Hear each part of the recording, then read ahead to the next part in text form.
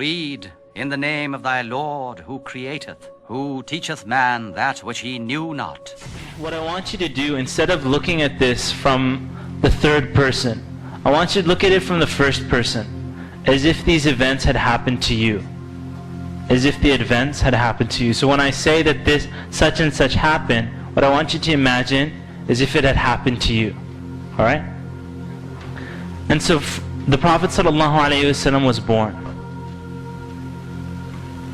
And immediately after that his father died. And so the Prophet ﷺ grew up with no father. He was raised by his mother. And at a very young age, the Prophet ﷺ lost his mother as well. And so now, even in his infancy, when he's just in the age of around 6 years old, 7 years old, he's now going into the world with no mother and no father. And so his grandfather begins to take care of him and love him, Abdul Muttalib. And as Abdul Muttalib is taking care of him, Abdul Muttalib soon dies as well. And now he's lost his father, who he never knew.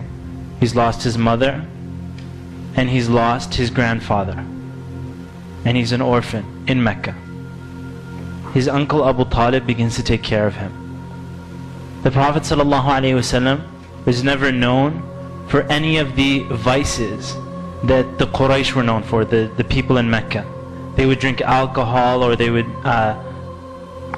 drink alcohol or bury their women or whatever it was that they were. The Prophet ﷺ had nothing to do with that. He was, as they knew him to be, the most trustful person in their entire society. As-Sadiq al-Amin. Not only that, but when Khadija radiallahu anha, who was a very successful businesswoman in Mecca, she would send out the caravans, she noticed that this was a man that was of the most, or the most trustworthy amongst all the men. And so she placed him in charge of her caravan that would go to Syria and come back. And so the Prophet ﷺ at that time hadn't received revelation. He was 25 years old. He took care of her caravan, and where everybody else was just going, making a profit and coming back with the Prophet, the Prophet ﷺ went to Syria, made a profit, and then bought items. And then when he came back to Mecca, he also sold it in Mecca. So he got double the profit. Khadija radiallahu anha asked her uncle to speak to Muhammad ﷺ about getting married. And they got married.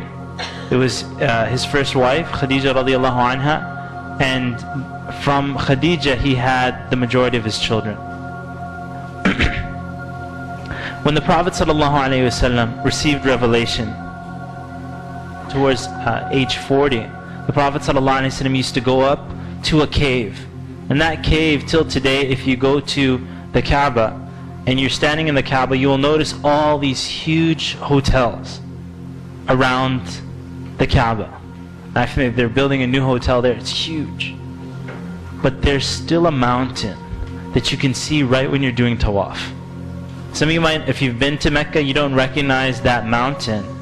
But there's a huge mountain in the distance that isn't covered by hotels. And from the courtyard of the Kaaba, you can see it. That's Ghari Hira. That's the cave of Hira. And that's where the Prophet ﷺ, it's an extremely difficult climb. Right? If you're thinking, yeah, I want to go visit there, it's maybe an hour walk upwards. It's extremely high, bigger than those high hotels. The Prophet ﷺ used to go there and worship at Tahannuth. And you'll see this in Sahih Bukhari. It's one of the first hadiths. The Prophet ﷺ, he loved to go up into the cave of Hira and contemplate the situation that his people and humanity was in, and the vices that were happening, and so on. And on that mountain, the Prophet ﷺ, you can imagine the fear that comes to a person when you're just alone in a cave on the top of a mountain, and then a man appears.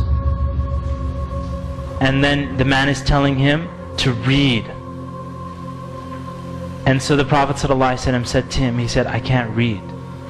And a lot of people forget this part about that story, and many of you are familiar with it. Jibreel alayhi salam, Angel Jibreel, he grabbed the Prophet ﷺ and he squeezed him. and he pressed him so hard. So not only the fear of seeing that person there, but he pressed him so hard until the Prophet ﷺ said, I felt I was going to die. And then he let go of him. And then he said, read. And the Prophet ﷺ said, I can't read. And then he squeezed him again until the Prophet ﷺ said that I felt I was going to die. And then he said to him, read. He said, I can't read. And then he pressed him again until he felt he was going to die.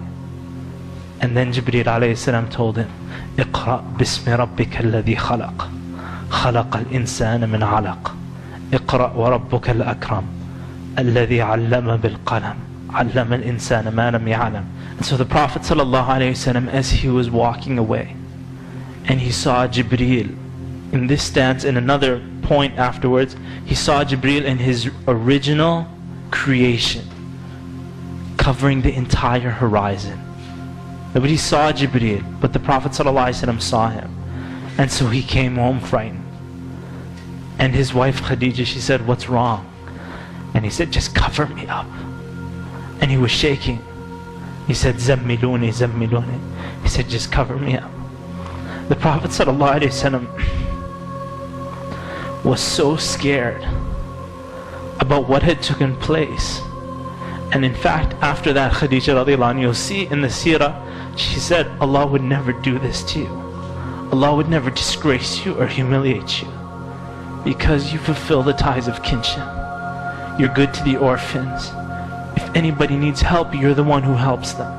You feed them, you take care of them, you will never be humiliated by Allah subhanahu wa ta'ala. And so the Prophet sallallahu alayhi wasallam, after that, revelation discontinued. You will see that for many months, Jibreel didn't come back until he felt that Allah was angry with him.